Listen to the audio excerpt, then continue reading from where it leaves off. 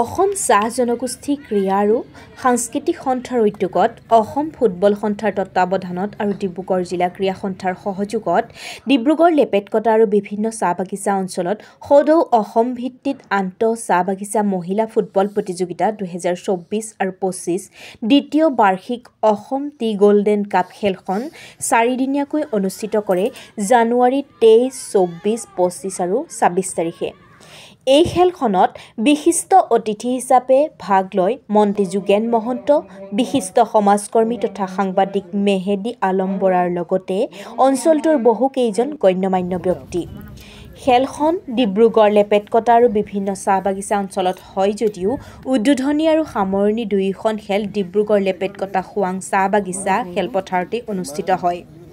এই খেলখনত 38খন জিলাৰ চাহ বাগিচা আৰু গাঁও অঞ্চলৰ 12টা দলে অংশগ্ৰহণ কৰে। এই 12টা দলত অংশগ্ৰহণ কৰা মহিলাসকলৰ ভিতৰত ৰাষ্ট্ৰীয় পৰ্যায়ত খেলা মহিলাও অংশগ্ৰহণ কৰে। তিনিচুকীয়া, ডিব্ৰুগড়, যোৰহাট, দুলিয়াজান, গুৱাহাটী, সোণাপুৰকে ধৰি বিভিন্ন অঞ্চলৰ বচা বচা খেলুৱৈৰ দ্বাৰা গঠন কৰা দলসমূহে অংশগ্ৰহণ কৰিছে এই সদৌ অসম ভিত্তিত আন্তঃ চাহ বাগিচা মহিলা ফুটবল প্ৰতিযোগিতাখনত। News desk report, NTS news. খুব ভাল অনুভৱ হৈছে আৰু মোৰ খুব ভাল লাগিছে যে মহিলাসকলক লৈ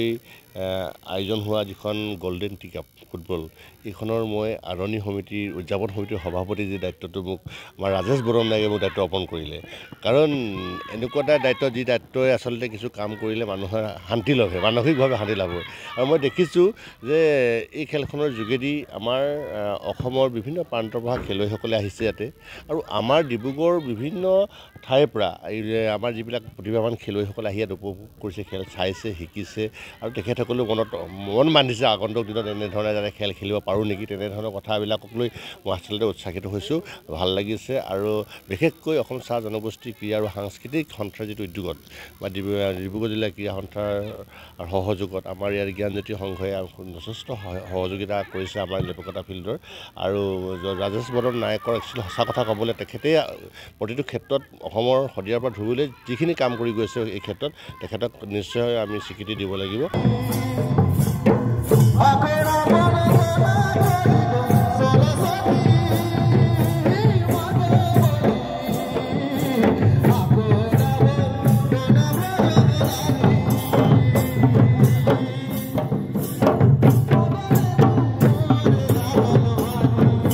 মোক এইকাৰণে ভাল লাগিছে যে এইখন ফিল্ডত ইমান ডাঙৰ এখন প্ৰতিযোগিতা হ'ব বুলি আজি 30 বছৰ আগত আমি ভাবিবও পৰা নাছিলোঁ। কাৰণ মোৰ জন্ম প্ৰায় ডিব্ৰুগড় চহৰত আৰু আমি ইয়াত ডাঙৰ হৈছোঁ। এইখন বাগানত মোৰ দেউতা, এইখন ফিল্ড যিখন বাগানৰ অন্তৰ্গত লেপেটকটা, সেই লেপেটকটাত দেউতাই চাকৰি কৰিছিল। আমি বাল্যকালৰ পৰা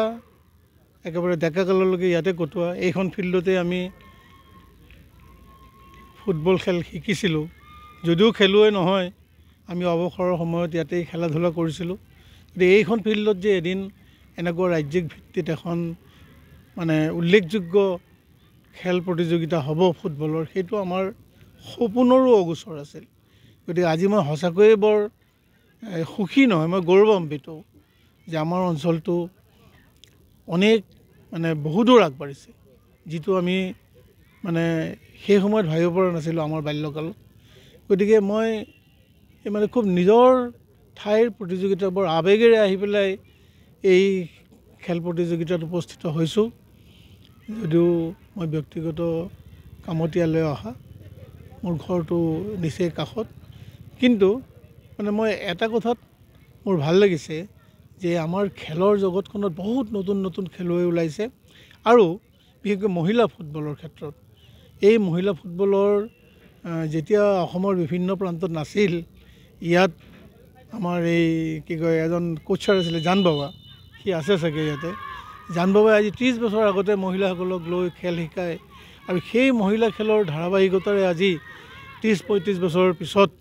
এখন ৰাজ্যিক ভিত্তিত এনেকুৱা এটা পৰ্যায় পাবহি। এইটো সঁচাকৈয়ে আমাৰ এই ঠাইটুকুৰাৰ কেইজনমান উদ্যোক্তা এই আজি মোৰ লগত থিয় হৈ আছে।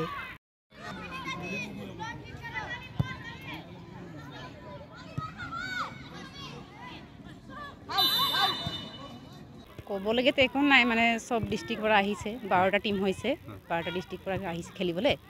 চবে খেলিছে আৰু খেলি ভাল পাইছে আৰু তোমালোকে কিমান খেলিছা তোমালোকৰ টিমটো এতিয়া আমাৰ আজি ফাৰ্ষ্ট গেম হয় আজি ফাৰ্ষ্ট গেম ইয়াৰ আমাৰ একাডেমি আছে Margherita coaching centre coaching centre কানুৰ সুমন কানু আৰু তুমি কি এতিয়া হৈ গ'ল এতিয়া মই 2003 পৰা খেলি আছোঁ প্ৰশিক্ষণটো দিয়ে আছোঁ এতিয়া খালি ইয়াত জইন কৰাটোহে আগৰ পৰা গম পোৱা নাছিলোঁ বেছি দিন হোৱা নাই বাৰু তো আমি হঠাৎ জইন কৰিছোঁ আৰু আহিছোঁ খেলিছোঁ ক'ত খেলিছা আমাৰ একচুৱেলি বেছিকৈ নেশ্যনেল প্লেয়াৰ আছে আমাৰ একাডেমিৰো আছে তোমাৰ একাডেমিৰ নাম ষ্টেট ফুটবল একাডেমি আৰু সেই সোণাপুৰ আমি টি গাৰ্ডেন হৈ খেলোঁ মোৰ ঘৰ ডিব্ৰুগড়ে হয় আমি থাকোঁ গুৱাহাটীত আচ্ছা তোমাৰ এই সহায় কৰিছে ভাল লাগিছে তেওঁ নতুন প্ৰজন্মক উৎসাহ দিছে ভাল লাগিছে তেওঁ একচুৱেলি বহুতে ছাপোৰ্ট কৰে আৰু বিশেষকৈ মহিলা ফুটবল এনেকৈ মানে আমি যেতিয়া খেলি আছিলোঁ আমাৰ টাইমত ইমান উন্নত নাছিলে এতিয়া টি গাৰ্ডেনৰ পৰা ওলাই আহিছে বেলেগ বেলেগ জেগাৰ পৰা ভিতৰ জেগাৰ পৰা ওলাই আহিছে ভাল লাগিছে তেওঁ বহুত ছাপোৰ্ট কৰিছে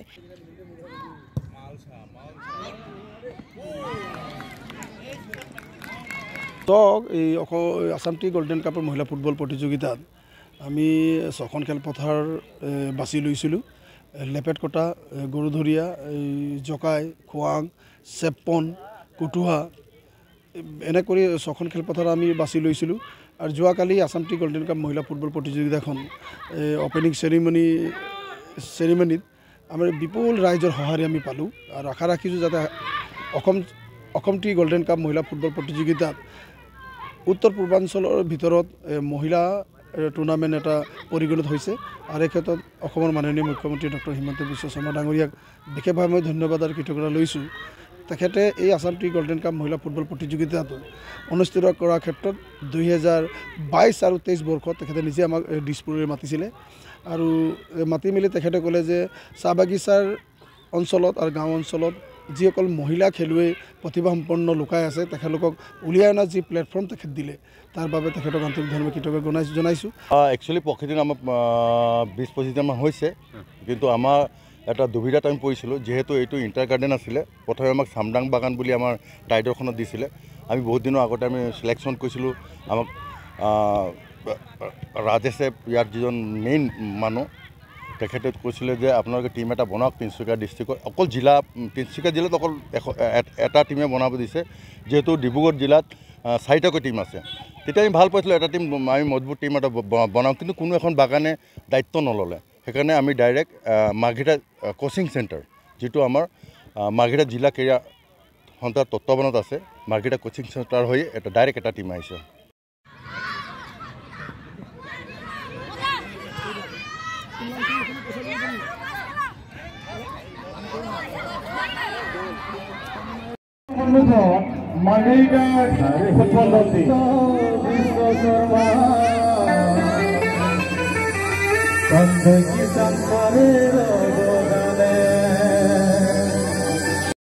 কেন্দ্ৰীয় মন্ত্ৰী অহাৰ কথা আছিল তেখেতৰ অনুপস্থিতিত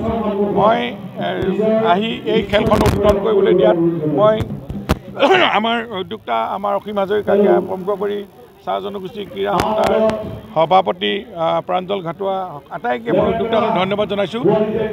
এজন সুদক্ষ খেলুৱৈ এটা জাতি গৌৰৱ দেশৰ সম্পদ আৰু আমি এই বাণীটো সাৰোগত কৰি আমাৰ জাতি জনগোষ্ঠীৰ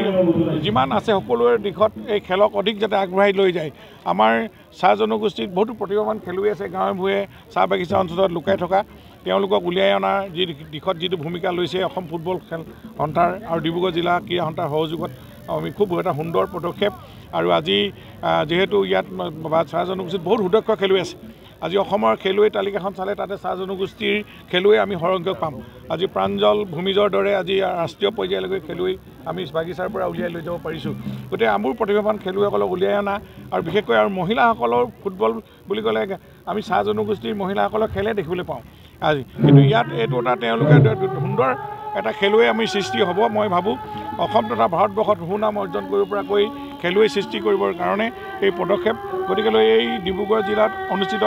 এই গোল্ডেন কাপে মই ভাবোঁ আমাৰ মহিলাসকলকো খেলৰ প্ৰতি ধাউতি বঢ়াব আৰু লুকাই থকা প্ৰতিভাৱান খেলুৱৈসকলক উলিয়াই আনক আৰু আমি ইয়াৰ দ্বাৰা এটা জাতি গঠন কৰিব পাৰোঁ আৰু তেওঁলোকে নিজে প্ৰতিষ্ঠা হ'ব পাৰিব খেলৰ যোগেদি আজি ৰাষ্ট্ৰীয় আন্তঃৰাষ্ট্ৰীয় খেলুৱৈসকলে বিভিন্ন ধৰণে নিজে সংস্থাপিত হৈছে সুনাম অৰ্জন কৰিছে অঞ্চলটোলৈ বাগিচাখনলৈ গৌৰৱ কঢ়িয়াই আনিব পাৰিব এনেকুৱা বহু দিশ অন্তৰ্নিহিত হৈ আছে গতিকে এনেকুৱা খেলবিলাকে আমাৰ মনৰ মাজত একতাৰ দোলেৰে বান্ধ খোৱাত সহায়ো কৰে সমাজ গঢ়ে সেইকাৰণে খেলে সমাজ গঢ়ে জাতি গঢ়ে খেলত কোনো ৰাজনীতি নাথাকে গতিকে এনেকুৱা ধৰণৰ চিন্তাৰে আমি বৃহৎ অসমীয়া সমাজখন আমি শক্তিশালী কৰিম আৰু চাহ জনগোষ্ঠীৰ এনেকুৱা মঞ্চই আমাৰ জাতিটোক অধিক প্ৰাণ দিব মই তাকে কামনা কৰিছোঁ ধন্যবাদ এই চাহ জনগোষ্ঠীৰ যিমান খেলৰ লগত জড়িত হৈ আছে আজি কিমান বছৰ হ'ল আপোনাৰ এইটো আজি আমি এইটো আৰম্ভ কৰা আজি প্ৰায় 10 বছৰমান আৰু আমি ডিষ্ট্ৰিক্ট পৰ্যায়ত আগতে কৰিছিলোঁ আমাৰ মেইন মোটিভটো আছিলে যে আমাৰ পিছপৰা বাগান অঞ্চলবোৰৰ পৰা আমি প্ৰতিভাবোৰ কেনেকৈ ওলাই আনিব পাৰোঁ তেওঁলোকক কেনেকৈ আমি এটা প্লেটফৰ্ম দিব পাৰোঁ আৰু সেই প্লেটফৰ্মটোৰ পৰা আমি সেই তেনেকৈ কৰি আমি কথা পাতি ডিষ্ট্ৰিক্ট স্পৰ্টছ এছ'চিয়েশ্যনৰ লগত কথা পাতি তেওঁলোকৰ লগত কৰি সেই তেনেকৈ আৰম্ভ কৰিছিলোঁ আজি এইটো আপোনাৰ আসাম টি গোল্ডেন কাপৰ এইটো 2nd এডিশ্যন হয় এতিয়া আমি অল অসম ভিত্তিত আমি 2023 পৰা আৰম্ভ কৰিলোঁ 23-24 এইটো 24-25 আপোনাৰ হেৰি আৰু চবেই বিচাৰে যে তেওঁলোকে জনগোষ্ঠীটোৰ কাৰণে কিবা এটা কৰিব পাৰোঁ আৰু সেই তেনেকৈ হিচাপে আমি চবেই ওলাই আহিছিলোঁ আৰু আপোনাৰ ফৰ্চুনেটলি আমি মানে ইমান হয় অসুবিধা চাওক আপুনি কিবা এটা কৰিবলৈ কাৰণে নিশ্চয় অসুবিধা এটা হয় কিন্তু মানে ভগৱানৰ কৃপাত আৰু ৰাইজৰ আশীৰ্বাদত আমি নেওতাবোৰ পাৰ কৰি গৈ আছোঁ ইমান এটা সমস্যা নহয় মন্ত্ৰী যোগেন মহোদয়ে কৈছে যে আমাৰ ইয়াত ৰাজনীতিৰ ঊৰ্ধত আমি খেলাটো ভাবিব লাগে হয় চাওক আজি আপুনি যদি চাই আমাৰ আসাম টি গোল্ডেন কাপৰ প্ৰথম যোনটো এডিশ্যন আছিলে তাত আমাৰ ৰিচেপশ্যন কমিটিত আমি সদায় চাওক ইয়াত অকল এইটো চাহ জনগোষ্ঠী বা আদিবাসী বুলি নহয় আমি ইয়াত বিভিন্ন আমাৰ অসমত বসবাস কৰা আমি বিভিন্ন জাতি জনগোষ্ঠীক আমি সাঙুৰি ল'ব বিচাৰোঁ আৰু আমাৰ ফৰ্মেটটো আপুনি যদি চাই টিমৰ 7:6 ৰেচিঅ' এটা থাকে মানে 7টা আমাৰ জনগোষ্ঠীৰ হ'ব আৰু 6টা আমাৰ বিভিন্ন জনগোষ্ঠীৰ খেলুৱৈ তেওঁলোকো যাতে এটা প্লেটফৰ্ম পায় আৰু সেই তেনেকৈ হিচাপে আপোনাৰ আমাৰ যোনটো ৰিচেপশ্যন কমিটি হয় ৰিচেপশ্যন কমিটিত আমি সদায় তেনেকৈ এজন আমাৰ বেলেগ জনগোষ্ঠীৰ মানুহক আমি সভাপতি দিওঁ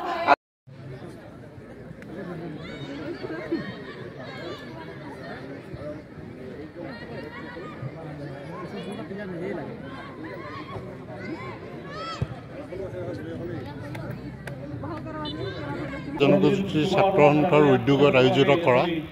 অসম টি গোল্ডেন কাপ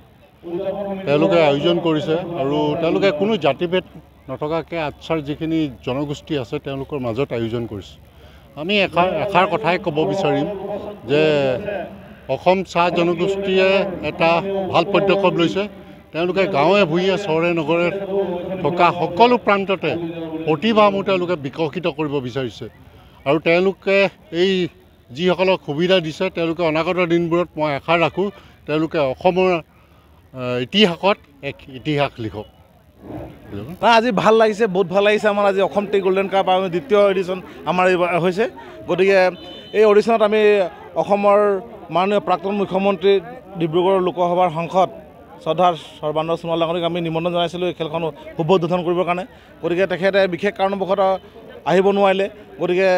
আমাৰ অসমৰে মাননীয় কেবিনেট মন্ত্ৰী শ্ৰদ্ধাৰ যোগেন মোহন ডাঙৰীয়া আহি তেখেতে আমাৰ এই খেলখন উন্মোচন কৰিলে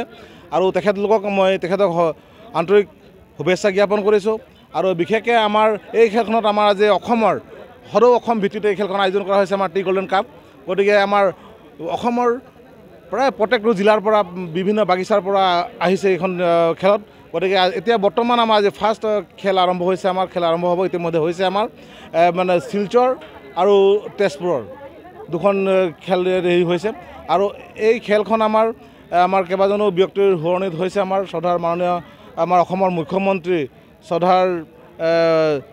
ডক্টৰ হিমন্ত বিশ্ব শৰ্মা ডাঙৰীয়া তেখেতৰ দেউতাকৰ নামত আৰু আমাৰ কিবা জালানৰ আমাৰ জালানৰ দেউতাকৰ হেৰিয়ত তাৰপিছত আমাৰ সঞ্জয় কিষাণ মন্ত্ৰী ককায়েক শংকৰ কিষাণ আৰু আমাৰ আৰ্টছাৰ প্ৰতিষ্ঠাপক সভাপতি সাধাৰণ সম্পাদক সন্তোষ কুমাৰ তত্ন আৰু চাইমন সিংহৰ সোঁৱৰণিত এই খেলখন আমাৰ উৎসৰ্গা কৰা হৈছে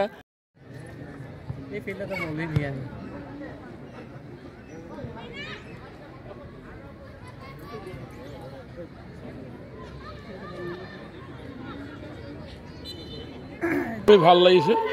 আমি প্ৰায় মহিলা ফুটবল খেল আমি 2007 চনৰ পৰা আৰম্ভ কৰিছিলোঁ ইয়াতে আৰু এই অতিক্ৰম কৰি এতিয়া যোৱা বছৰ আমি টি গোল্ডেন কাপ নামেৰে নামাকৰণ কৰি মহিলা ফুটবল প্ৰতিযোগিতা আৰম্ভ কৰিছিলোঁ আৰু তাতে দেখিছিলোঁ আপোনালোকৰ মিডিয়া ফালৰ পৰা বহুত সহায় সহযোগিতা পাইছিলোঁ আৰু এইবাৰো আমি সহায় পাইছোঁ আৰু পাই থাকিম বুলি আশা ৰাখিছোঁ এনেকুৱা আমাৰ বিভিন্ন দল সংগঠনে যোগদান কৰিছে সাংস্কৃতিক দলসমূহ আহিছে আৰু আমাৰ যি সংগঠনটো TNXT গাৰ্ডেনৰ কালচাৰ এণ্ড স্পৰ্টছ চেণ্টাৰ যিটো সেইমতে আমি ভাবিছোঁ আপোনাৰ শিক্ষাৰ লগতে আপোনাৰ সংস্কৃতি আৰু খেল জগতত কোনো ধৰণৰ আপোনাৰ হেৰি নাথাকে ধৰক ৰাজনীতি দলৰ লগত নিচিনা নাথাকে গতিকে সেইবিলাকৰ এই নিকা খেলসমূহ আমি আৰু মনবোৰ ভাল হৈ থাকিব ল'ৰা ছোৱালী আগলৈ উদ্দীপনা জগাব পাৰোঁ সেইকাৰণে আমি এইবিলাক খেল পাতি থাকোঁ আৰু পাতি থাকিম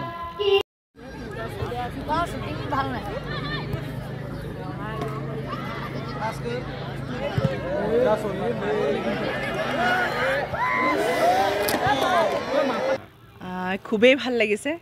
আমি বিৰাটেই এনজয় কৰিছোঁ খেলখন খুব ধুনীয়াকৈ মানে খুব ভালকৈ অৰ্গেনাইজ কৰিছে একচুৱেলি ছিষ্টেমেটিকেলি হৈছে চব গোটেইখিনি আমি যিমানখিনি দেখিছোঁ খুবেই ভাল লাগিছে আৰু খেলৰ মানদণ্ডও যথেষ্ট উন্নত আৰু অংশগ্ৰহণকাৰী ইমান উৎসাহ দেখি আমাৰ খুব ভাল লাগিছে ভালেই লাগিছে আহি মানুহ যে হৈছে কৈ ইয়াত সেইকাৰণে ভালেই লাগিছে আৰু হেৰি আপোনাৰ ইয়াতে এইটো আপুনি আগতে খেল চাইছেনে আগতো মানে চাইছিলোঁ মানে এবাৰ বহুত দিনৰ মূৰত এনেকৈ যে মহিলাৰ খেলখন পাতিছে মানে আমি ভাল লাগিছে ন আহি সেয়াই আৰু আপুনি কি ক'ব আপুনিও এগৰাকী ক্ৰীড়া প্ৰেমী আৰু আপোনাৰ আজি খেলখন কেনেকুৱা উপভোগ কৰি ভাল লাগিছে বহুতে ভাল লাগিছে আৰু খুব ধুনীয়াকৈ আয়োজন কৰিছে খেলুৱৈসকলকো দেখি ভাল লাগিছে তেওঁলোকো খুব ভালকৈ খেল প্ৰদৰ্শন কৰিছে যেন লাগিছে ইমানো বুজি নাপাওঁ খেলখন তথাপিও বহুতে ভাল লাগিছে ধন্যবাদ